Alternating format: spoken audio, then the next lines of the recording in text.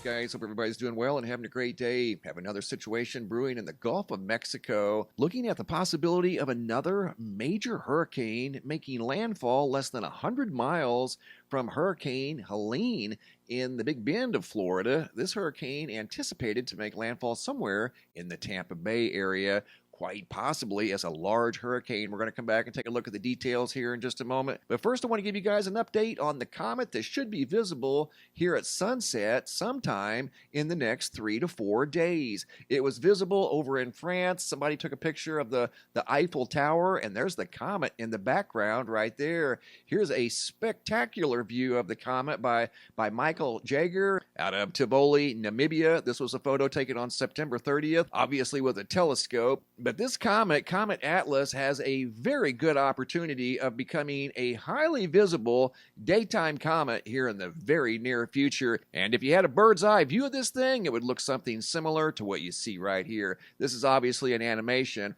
This is not. This is the real deal, and this thing should be visible at sunset here in the very near future. Coming over here to Zoom.Earth, I wanted to show you guys the stage that is currently being set. We're looking at the possibility of a major hurricane making landfall in the Tampa Bay area, possibly on Wednesday around 11 a.m. This is a longer range forecast, but not super long. It is subject to change a little, but right now the models are suggesting a West Coast Florida landfall somewhere between Tallahassee and quite possibly Fort Myers. But right now, the models are showing a landfall on Wednesday in the Tampa Bay area, putting Tampa on the right side of the storm. The right side of the storm is always the strongest side. It's forming right now down in the southwestern Gulf of Mexico. These are some of the warmest waters on the earth. The longer this storm stays in the Gulf of Mexico, the greater chances it's going to have to strengthen by the time it reaches the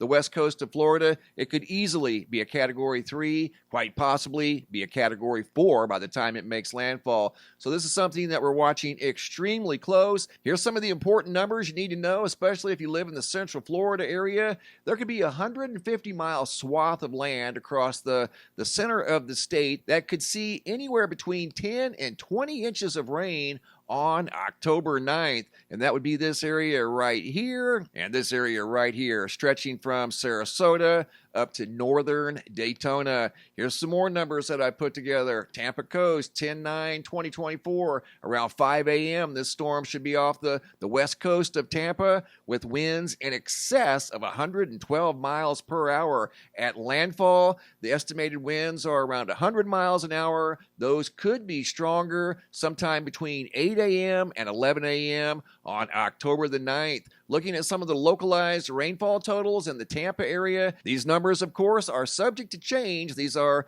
forecasted rainfall totals: 19.5 in the southern Tampa Bay area, nearly 20 inches of rain, 17.6 in the same general area, 18.4. These are in the areas of Bradenton, Sun City, in the South Tampa area. Orlando looking at 12.3, quite possibly higher. Some models are showing 16, 17 inches of rain in the Tampa Bay area. Daytona, 150 miles from Tampa, 11.1 inches on October 9th of 2024. Again, these numbers are subject to change. These could be much higher. 150 miles of 10 to 20 inches of rain, once again, spanning across Florida, coast to coast, from the west coast to the east coast. This could be a very large storm by the time it gets organized. Hurricane Helene was a very big storm, and it also became very strong, making landfall as a Category 4. Once again, this thing is in the Gulf of Mexico where the waters are in the upper 80-degree range, so that is fuel for these storms, and as long as it's going to be out here,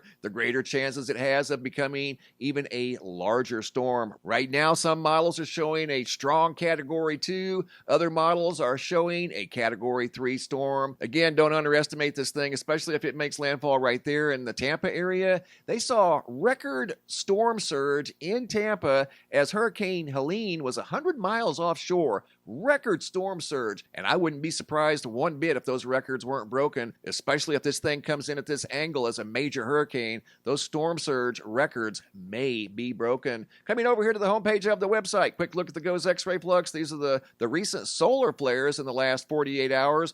Pretty quiet following the very large X91 solar flare that was Earth-directed, and we're still waiting on the arrival of the CMEs that are headed towards the Earth. And looking at the planetary K index, this shows us whenever there's geomagnetic storms. Right now, the green represents quiet. Whenever it spikes up into the orange, red, or even dark red, that means we're in the middle of a geomagnetic storm, which we could be here anytime. The CMEs are en route. Looking at the Earth-facing side of the sun, still loaded with huge sunspots and a multitude of active regions that are facing the Earth right now as I do this video. Looking at the power outage situation, this could be subject to change here in the next 4 to 5 days, still showing 180,000 plus without power in North Carolina, 179,000 without power in South Carolina, and 151,000 without power in Georgia following the landfall of Hurricane Helene. And looking at the Schumann resonance, all quiet the last 48 hours. Hopping over to the Yellowstone supervolcano caldera, looking at the seismographs that monitor the mighty supervolcano. All quiet for the most part, seeing a little bit of earthquake activity and an absence of data down here for whatever reasons at the Old Faithful seismograph. But other than that, not too much going on at the supervolcano. However, there is something going on in the Gulf of Mexico. Looks like another large hurricane is forming right now as I do this video. Again, the primary concern with this storm as it's approaching the west coast of Florida are the epic rainfall totals. Multiple locations in Tampa could see close to 20 inches of rain in southern Tampa. That's what the models are suggesting right now. Stretching all the way over to Daytona, 150 miles away, they could see up to a foot of rain in locations. Central Florida in the Orlando area, 12 plus inches of rain. Some models are suggesting that Orlando could see 16, maybe 17 inches of rain by the time the storm makes landfall and exits the East Coast out into the Atlantic Ocean. Thanks for watching. Have a super day and be safe out there.